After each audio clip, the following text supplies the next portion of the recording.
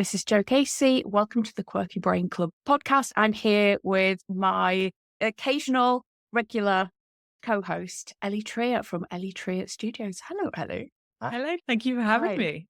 Oh, you're very welcome. So if you've listened to the podcast before in its old iteration, you will know that Ellie and I are good friends. We started off as clients of each other and just found that a kind of real kindred spirited stuff. And so we're really good friends and we speak every week and text and things. Talk each other down off ledges. Talk each other down off ledges very often. And that's sort of what we're going to be talking about today, because I really wanted to talk about the importance of understanding and being able to soothe and calm your nervous system whilst running a business. And I think this is one of the most important set of skills that you can have as a business owner. Yeah, absolutely. But it was only once I discovered my own neurodivergence and then started understanding much more about the importance of nervous system regulation within that context that I really started to understand and get insights into why running a business was so distressing at times and felt so intense, and how we can make it not be that intense. And also what we can then do about it, because there's actually some skills and some techniques and some practices that I think during my 2 years out of the kind of very intense running your own business phase, I got a lot of those under my belt, and now spend a lot of time with clients working on those aspects. I thought it'd be really good to have a conversation about that, because I know you know a lot about this. We have strong feelings about many things in business. But it seems timely because I'm in the middle of the very intensive launch. It's not something that I particularly enjoy. I think does my nervous system an awful lot of good. And so it's taking a lot of nervous system regulation and practice. Just wanted to show some of the reality behind it. As we all know, we live in this real faux world where it can appear like everybody else has it all together, is just doing great, is never doing the ugly cry or spending, the weekend in bed. That's certainly not my experience. It's something that I carried around as a big point of shame, because there are still some aspects of running a business that push my nervous system over the edge. That's my approach to it. I would love to hear your thoughts. Yeah, I mean, there is nothing like running a business to push all of your buttons. It can feel so high stakes all the time, particularly when you're in a situation such as a launch. It feels like everything is riding on this one thing, and you have no control over how people are going to respond to it. You've already done all the bits that you have control over, and then you're just waiting for the response.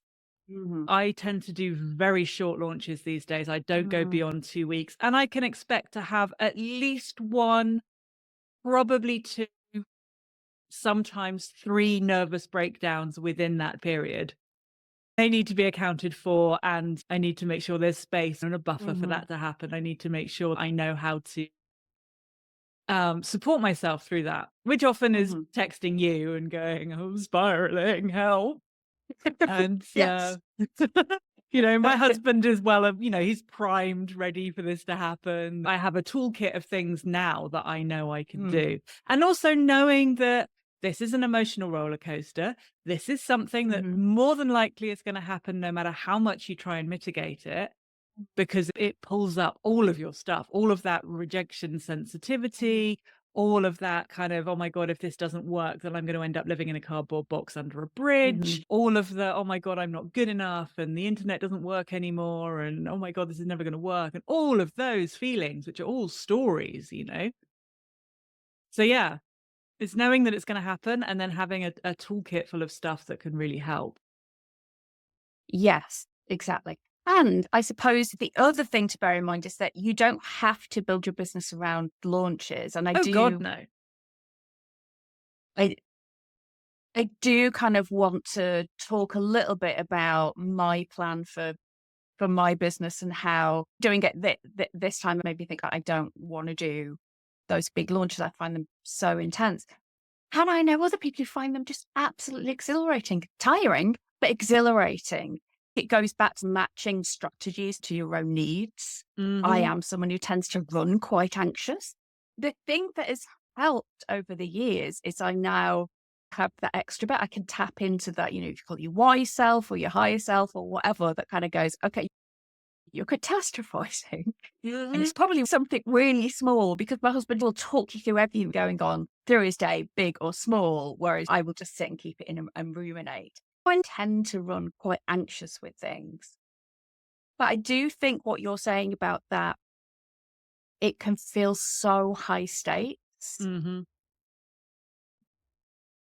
My approach to my business right the way along, to as much as possible as I want to lower the stakes in the business. And what I'm realizing is that doing a big launch like this, and it's a heavy lift launch. So for those of you who don't know, I'm launching my Supernova Collective program at the moment, which was this amazing program that I ran for several years. It's the thing that people think of me for. So yeah. Yeah, it's such a beautiful program. It's like one of those things that almost has a life of its own.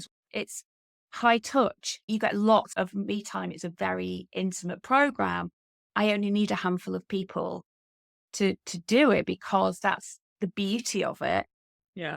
It's not something that people are gonna see and kind of go, I'll buy that. Like, people are gonna be thoughtful, they're gonna do their due diligence, they're gonna really think it through, they're gonna have questions about it.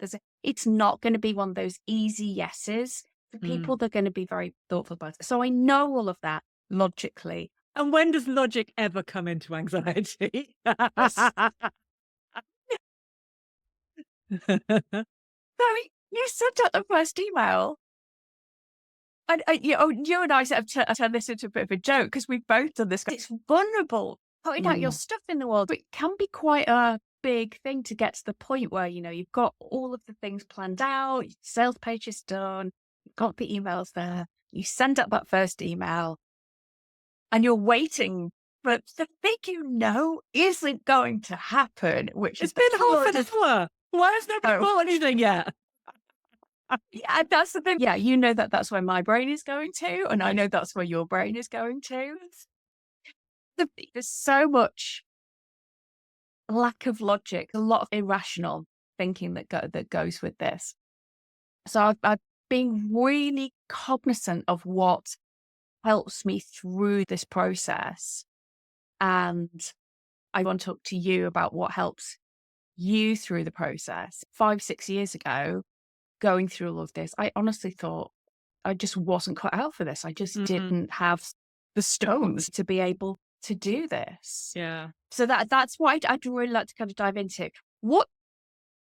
What's your experience of launching things? You say you do these 2-week Mm. launches, and I know you've done one quite recently, and I think you do something really interesting that I find really helpful. But you go. I'll let you talk about Ah, I'm stuff. curious. Mm, Um, yeah, I mean, launching, I have a sort of love-hate relationship with it. Like mm, the high that you get from it when it goes well, mhm. literally whenever anybody buys something is Yeah. more addictive than crack. Like it's just the best entrepreneurial like peak bliss you can get. Um and then the days when people aren't clicking, people aren't buying, stuff isn't doesn't feel like it's moving Mhm. are are pretty crushing. But there's something in me that sort of I love the adrenaline of it. I think it's the ADHD in me that's like Mm, I kind of love the high stakes, even though while I'm going through it, I'm like, this is literal hell and mm, need to have my nervous breakdown now. So that's, somewhat perverse. And I think also because I've done it so many times, I know what the pattern is. Like I can literally look back on my calendar and see like what a pattern of sales over the course of a launch looks Mhm. like. And I'm always very comforted by data.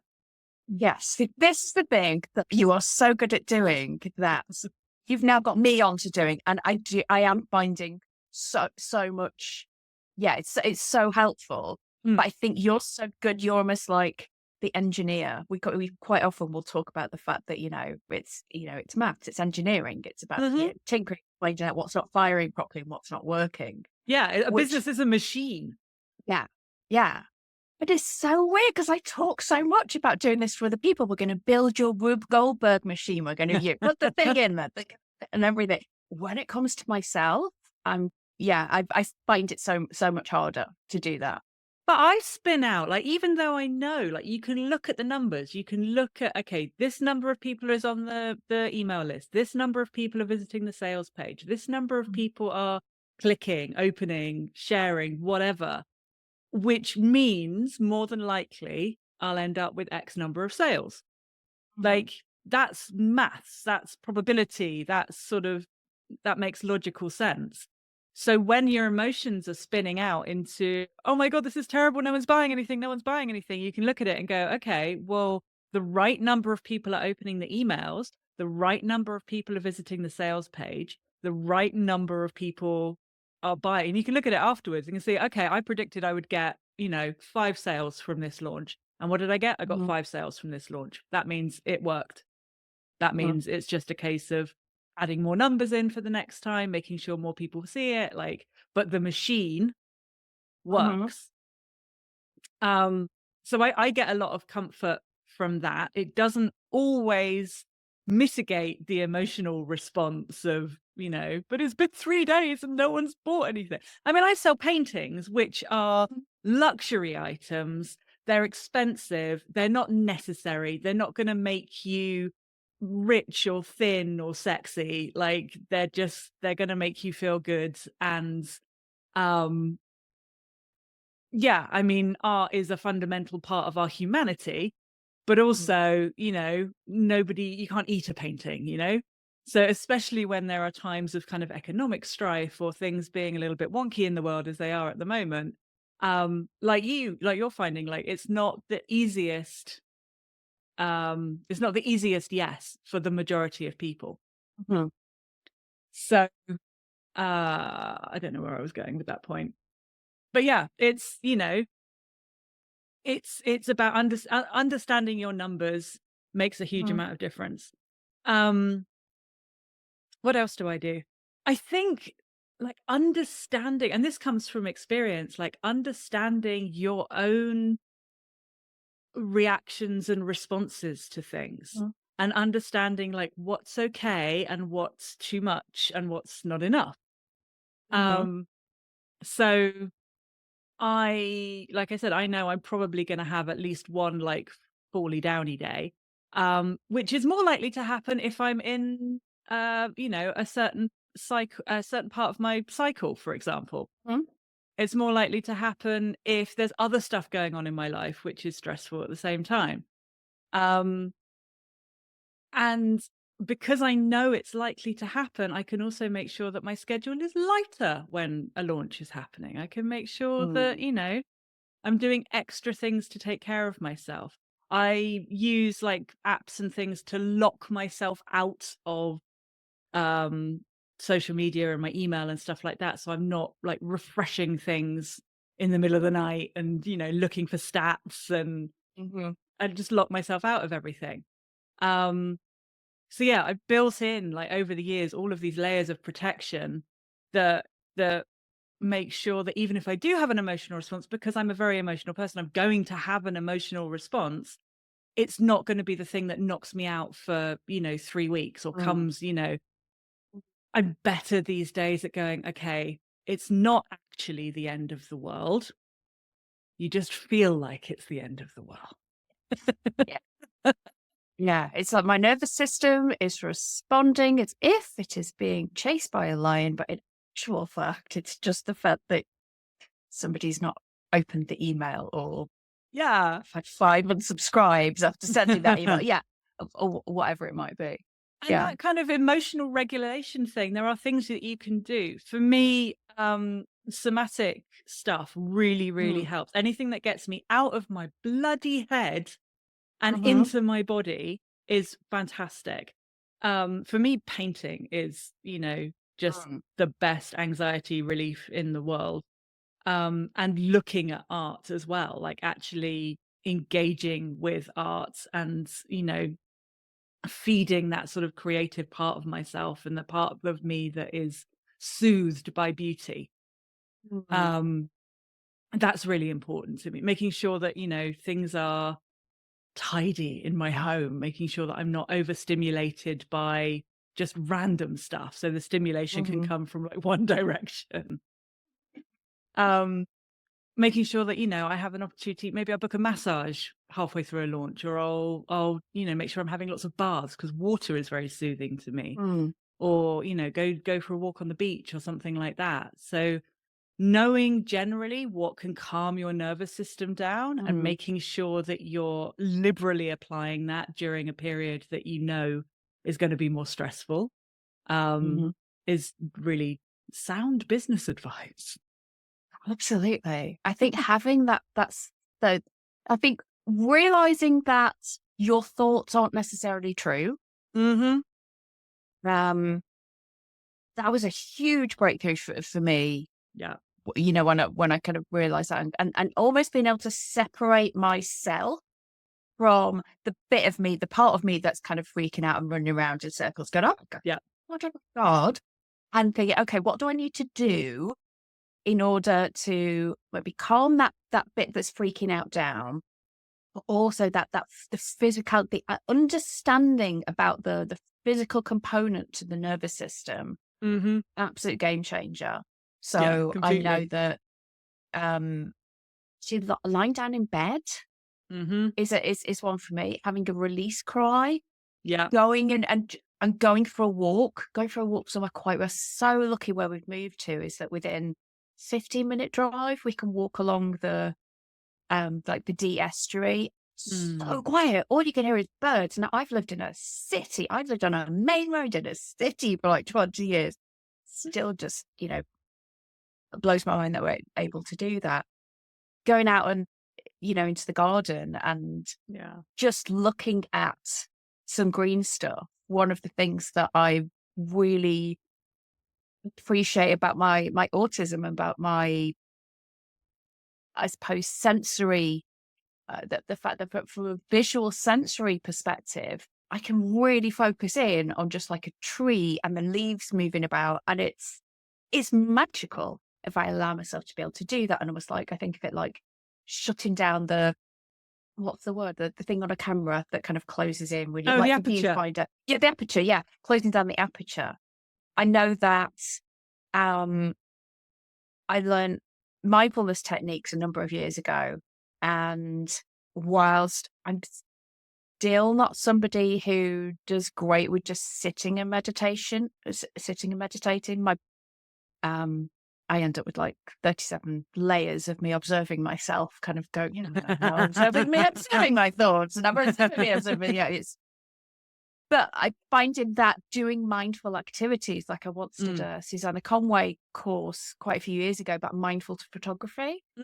Yeah, yeah, But yeah. just and taking photographs and just really tuning in on, I'm just going to find something red, or I'm going to take, something red, or really focusing on a sensory experience, or like doing I really like doing this kind of butterfly nervous system kind Mhm. of calming thing. You kind of do like a cross over your thumbs and put your opposing fingers on each shoulder and just kind of do alternate tapping.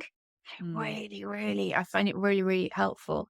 So understanding that has been massive for me, and understanding that these are tools that you can use. And something that I've been looking into quite a lot recently is DBT, dialectical behavioral therapy. Oh, I've not heard of that. It was something that was developed for people who were resistant to therapy and treatment around depression, but a Okay. so I listened to a podcast because, of course, I listened to a podcast on it. I remember one of the people who developed it, they apparently had started working with people and using, I suppose, a bit like CBT and think, okay, so what's the worst that could happen? And so people were saying, what if the worst does happen? Probably what do you do then? What if it does happen? What if, Yeah. something terrible has happened to me? Well, what do I do then?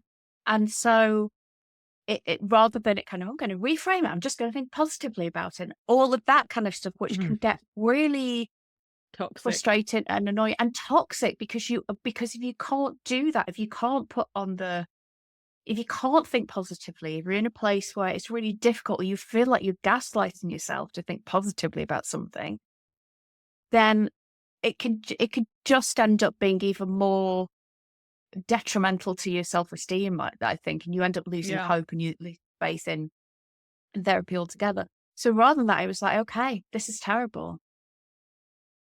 And then kind of learning things like distress tolerance and expanding your capacity to deal with. So like if I'm having a meltdown or if I'm having an intensely anxious day where it feels like I am just surrounded by dread, when I'm experiencing what my therapist called a depression attack. So it's not like a malaise, it feels vicious, it feels violent. They are awful things going on in my head. It's around, okay, well, how can I tolerate this for the next 5 minutes? What can I do to kind of help myself to tolerate this? And then laying on the things that I now know is it will pass. This will go because I've been here before. This will dissipate. I need to not necessarily endure, but just kind of, if I can just get through it. And then about self-soothing, what can I do? Yes, it's accepting it. And That's if you the key. accept it, it doesn't last as long. If you're like, okay, I'm just going to feel like shit for a bit, and that's okay. I'm not going to shame myself. I'm not going to try and do anything. I'm not going to try and feel better. I'm just going to feel shit, whatever that looks like. Exactly. And for me, it takes 24, very occasionally 48 hours. And I'm like, okay, right, pick myself up, dust myself off, on we go. Same. Same, absolutely the same. You're right. It is. It's that acceptance piece, and it's just been life changing. That understanding that I don't have to fight it. I don't have to put energy that I don't actually have, and that actually trying to do that is going to prolong it. It's like trying to fight a panic attack, trying to stave off a panic attack. You just fuel it. So that has been immense. And then really understanding the value of self-soothing and different self-soothing techniques and how to do that. So like just before we hopped on the call, I was explaining that, yesterday I just had a day when I was in bed for a lot of it because I said to my husband, I just need to go have a release cry. And I started my release cry, and apparently it was a release cry that needed 6 or 7 hours to kind of fully release. And it was one of those gods. But accepting that meant that I had a little sleep afterwards. I got up about 5:00, and then I was like, I feel all right now. I feel I can get kind of back on it now. And it's been such a change for me over the years, to where I was. And I think that as an entrepreneur, especially as a neurodivergent entrepreneur, because we're both neurodivergent, I work with neurodivergent entrepreneurs. Your work really speaks to, I think, the neurodivergent experience a lot. Yeah, absolutely.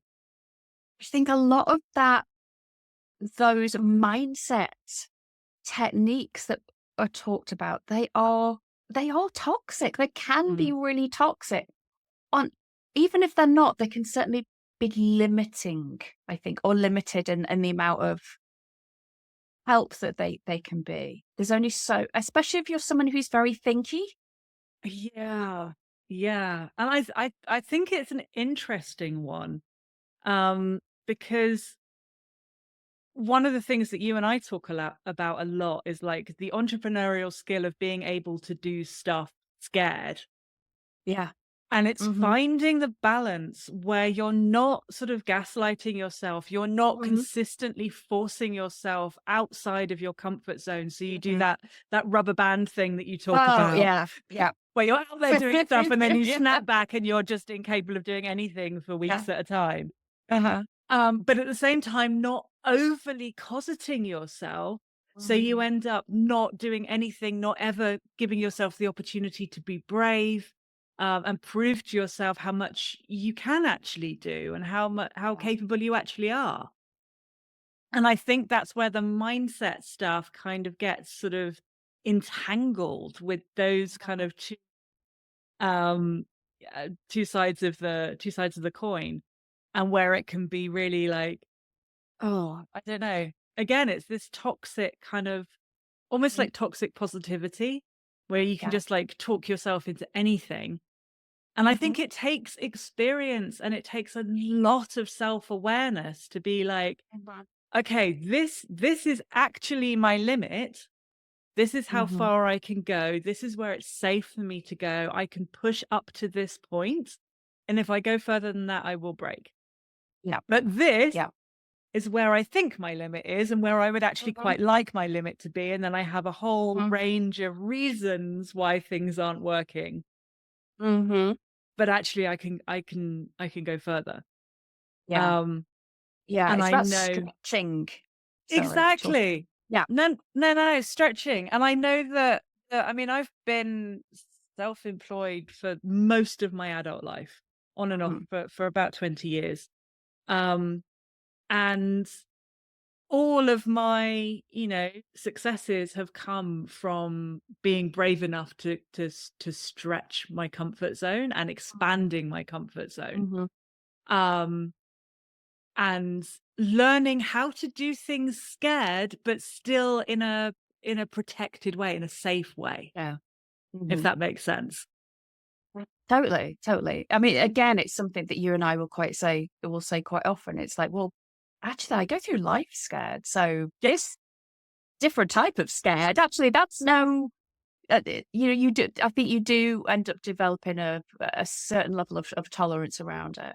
Um, and that's why I really, really, truly believe that, especially being a neurodivergent entrepreneur, we need that skill set. We also need community. We need people to be absolutely. talking about this stuff. I mean, if you're the type of person who is, I don't know, the kind of feel the fear and do it anyway, dude, a lot of the time that comes from a huge amount of privilege. Because if you're going to leap, will you still be okay if the universe doesn't catch you? Yeah. And for a lot of us, no, no, we won't. No, we No. won't be okay. And so I think there is something really important about being able to understand. I mean, that's why I talk so much about kind of energy and understanding your own energy pattern. And it's not just energy in terms of, oh, I am strong today. Mm, It's that mental energy, it's the emotional energy, it's mm, understanding working with your natural tendencies as opposed to forcing yourself against the grain of them. Well, one of the reasons that I'm still so passionate about the work that I do is I spent so fucking long being in programs and working with coaches or taking oh gosh, courses from yeah. people who just didn't understand it. And I thought I was the one who was broken. And it was only when I started doing my work in a way that's like, you know what, this is the only way I can do it. The things that I think are important. Yes, let's talk about marketing, but let's also talk about, let's find the right marketing mix for you, or let's take the Mm, right way to explain what you do. And well, that's the thing that a lot of us do. And if you just change it to this, that would be really helpful. And oh, we're having a burn it down day. Come on, everybody needs to get together because, you know, we all have the burn it down days. And yet so much of that kind of online business space and coaching space talks about, oh, that's a sign that, something wrong with your mindset. Or when you a don't want it program, enough. yes, the program doesn't work. If like you've taken this program, you've done everything that they've said and you've not got the result, there's no kind of, okay, well, let's look at why that might be. Let's unpack it. Let's look at the data. Let's look at the thing. Mm, Let's look at the machine and see which bits on fire and which bits aren't working. Instead, it's you didn't want it Mhm. enough. You didn't have the right mindset for it. And I have genuinely lost count of the number of people who have, I mean, we're talking, I don't know, hundreds probably at this stage of people who've been in programs like that and have Yeah. walked away feeling that they were the ones that were the problem Yeah. rather than, but it's actually just that bit more complicated than I think most coaches and most business coaches talk about it. Absolutely. And I mean, we are we're in this sort of capitalist system where these Mhm. kind of very sexy, quick, pithy, like feel the fear and do it anyway is a fantastic book title. Yeah. It needs to be a lot more nuanced if we're taking that on as a life philosophy, you know? Yeah. Like, feel the fear and do it anyway, within certain parameters which are incredibly individual to you and your circumstances and Yeah. your capacity and Uh-huh. your situation and your Yeah. safety Uh-huh. nets and all of that kind of stuff. But that doesn't fit on a book jacket, you know? And Yeah. the programs that we're sold, like the online marketing programs of like, let's take this isolated piece of one part of the machine that Uh-huh. is a whole Yeah. business Mhm. and pretend like if you just fix this one thing, your business will be Mhm. great. And if it doesn't work, your Yeah. mindset's wrong. Yeah. And I understand why that is a sales tactic, because as a sales tactic, it works because it feeds Mhm. on all of our insecurities and our desperate desire to get it right.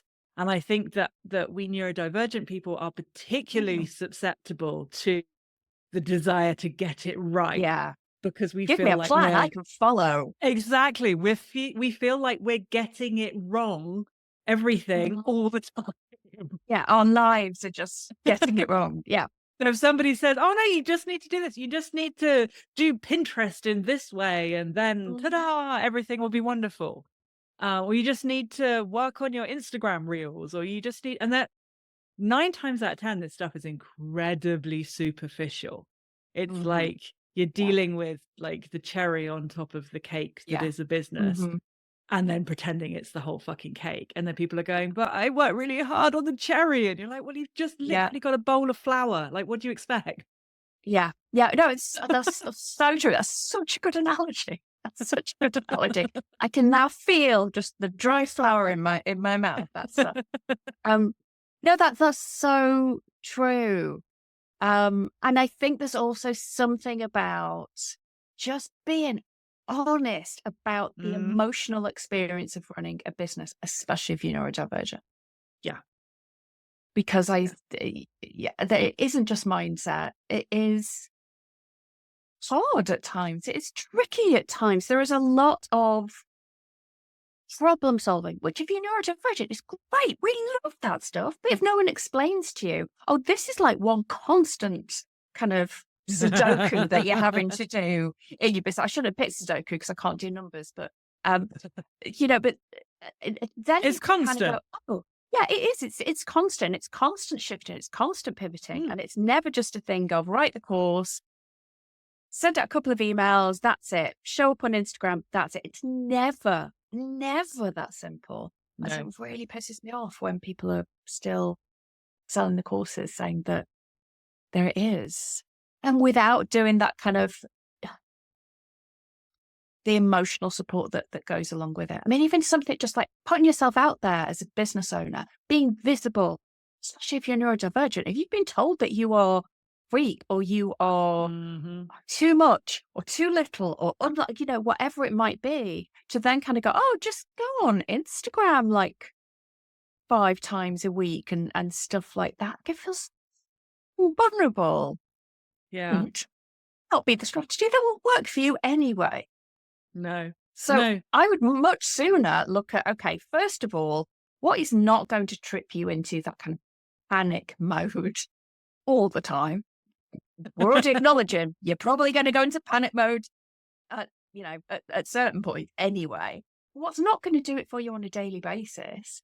And also, what is the end point of that strategy? Mm, Because if you don't have the, like you say, your cake ingredients kind of there and mixed together and put in the oven at the right temperature and all the rest of it, like you say, you're just getting the cherry at the end. Yeah. That's not what you're wanting. Oh, there's so much BS out there about Yeah. how to actually do it. I mean, I thank my lucky stars that I learned how to run a business and what a business actually is before the internet was a thing. And I think the problem that a lot of people run into is your first port of call is always Google. Like, okay, I want to start a Mhm. business. Okay, Yep. open up Google. What's the first thing I need to do? What are the first steps? And there's very, very, very little advice on the different systems that a business is made up of. Like, you need your financial Mhm. systems, you need your legal systems, you need your marketing systems, you need your sales Mhm. systems, which are separate from your marketing systems.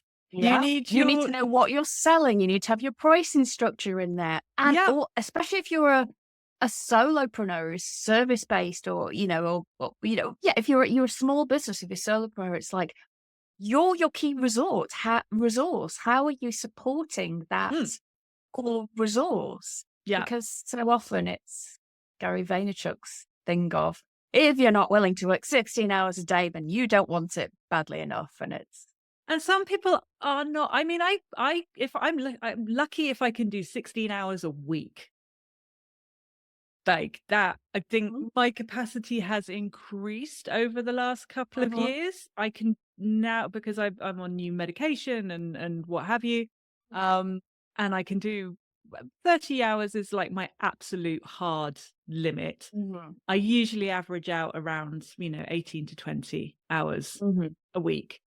Mhm. Um, and I did that. I have done that my whole career. Like, I've never been able to work a full-time week, and yet I have still managed to build several successful businesses by focusing on the stuff that actually matters. Yeah. And And the it's stuff that works very for you. and the stuff that works for Yeah. me, exactly. And it's never been Instagram. And we need that. I keep telling people this. I keep thinking it's so horrifying, this statistic. I know I've told you this before, but I saw this TikTok strategist saying, if you want to grow your TikTok from scratch, here's what you do. You post 5 times a day on Oh, TikTok for a month. yeah, that's never, ever, ever Yeah. going to happen for me. No. I can want Uh, that. I doubt very much if I could make 5 TikToks, Total. like, total. Yeah. Same. And also that whole format that is so popular with a lot of people these days is that Mhm. short, 60-second video thing. Uh-huh. That's not where I am best. Like, Me I am neither. slow. I like long conversations. I'm great at talking. I love doing long form video. I love Mhm. writing. Um, and that's where I shine. And if I Mhm. tried to force myself into the 60-second video box, Yeah. I wouldn't be doing myself any favors. And it would also Mhm. take so much energy away from the stuff that I am really good at, Yep. where I do come across Mhm. well. Yeah. And yeah, I mean, I have how angry I get about the idea that we've somehow made social media synonymous with marketing. Yeah. Yeah. It That just winds me Mhm. up so much. Like, social media is a tool Mhm. that may or may not work for you in your business. Yeah. I know, I think some people are great at it, and I never have been because I'm No, just, I don't know, maybe I'm too old. I don't know, and I have no interest in it really. no. And I feel like it's a visual assault course these days because it's just like, oh, here's an ad. You know that website you visited? Here I am again. It's constant. Whereas I just used to like seeing my friends and what they were up to, and kind of making connections with other cool people. We're probably going to have to wrap it up.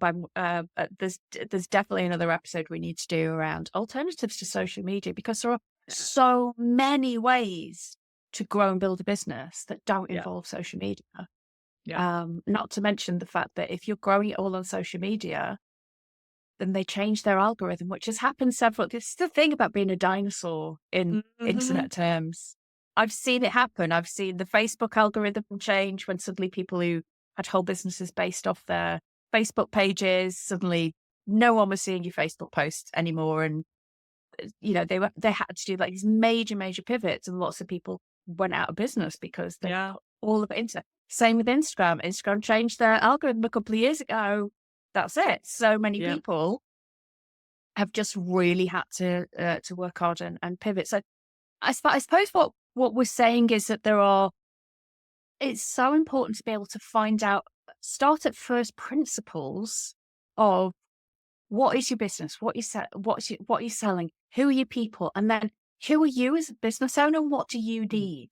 Because if you're not nurtured, if you're not regularly supported, whether that be by community, and I always recommend community, Absolutely. you know, you know, other people who get it, who can talk you down from the ledge, you can kind of go, okay, let's have a look at the numbers, or let's have a look at where that message is, or what kind of feedback are you getting on that?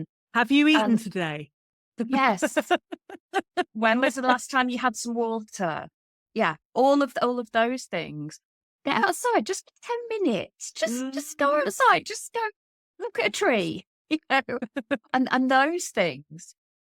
That to me is worth any brand spanking new on the block can't fail strategy, because there's no such thing as a can't fail strategy. No. There are lots of people saying, "Oh, this is a can't fail strategy. This worked for me." And look at all the clients that I've helped. The strategy, as you said, that's the cherry on the top. The first principles of it is: are you supported? How are you supporting yourself?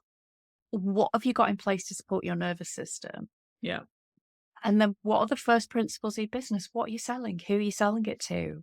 What's the best way for you to get that message out there to them? How can you do that consistently? Are they priced in a way that you can actually make a living from this? Or are you priced in a way that, oh, it feels good and I don't want to charge any more than that? But it's like, can you live on that then? How many of those Yeah. do you have to sell? It's all of those conversations. It's so much more nuanced than, say, 99% of the kind of the coaches and the marketing out there will say there is.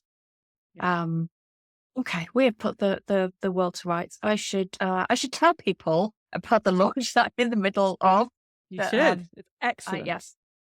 Well, it's called the Supernova Collective, and it's exactly what we've been talking about today. It's where you can get that real support. You're going to get those first principles of, and even if you already have them in place, this is the thing that I'm getting questions about. What if I already have a business? Brilliant.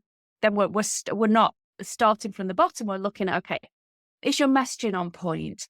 Does it need tweaking a little bit? Do you need some additional copy there, or some change copy? Let's make sure your marketing plan is streamlined. It's not exhausting you. It's hitting the right spot.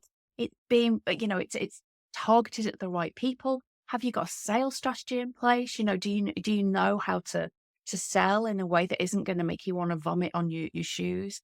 And have you got the right pricing in place so that you can actually earn a living from this? And it's about this, like we say, this Rube Goldberg machine, about all the different elements of the machine.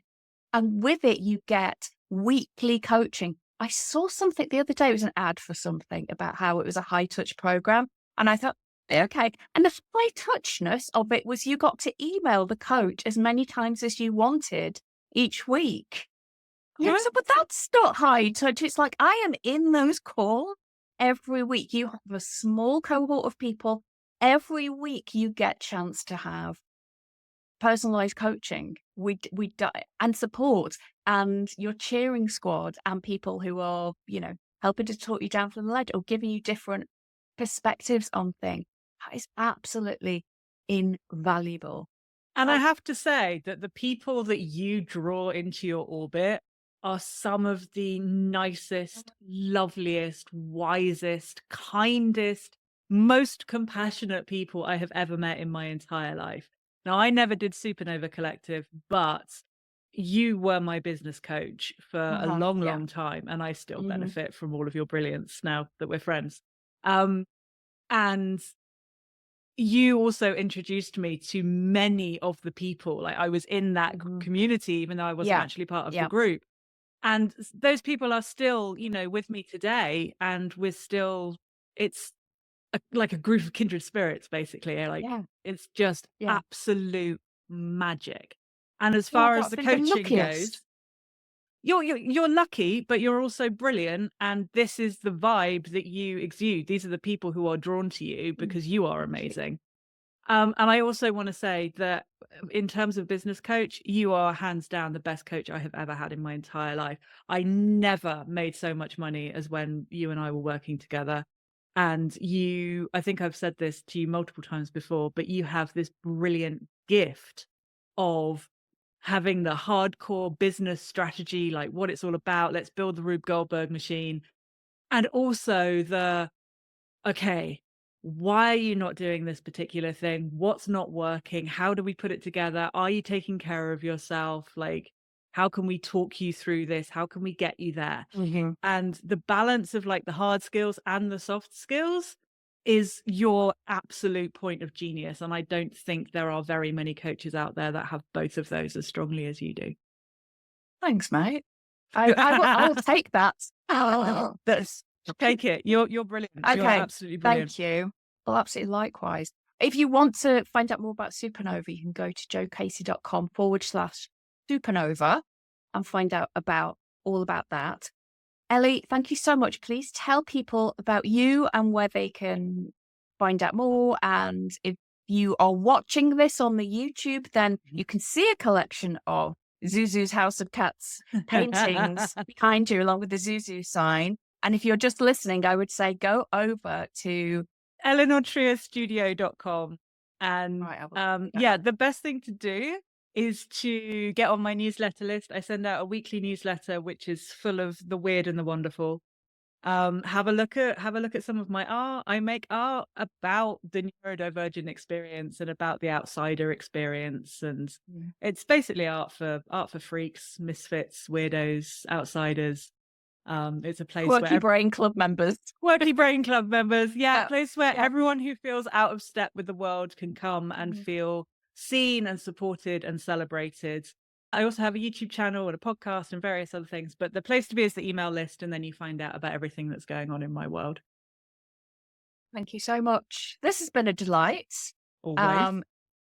If you have a question, there is or a comment that you want you can text us. If you are listening to this on the podcast, you can go to the Buzzsprout link, and on the page there is a little space where you can leave comments and questions, and it is delightful to be able to see them. And I will be doing an episode with once we've got a few of those where I can answer some of those. But thank you so much for listening, Ellie. Thank you so much for being here, and Thank you.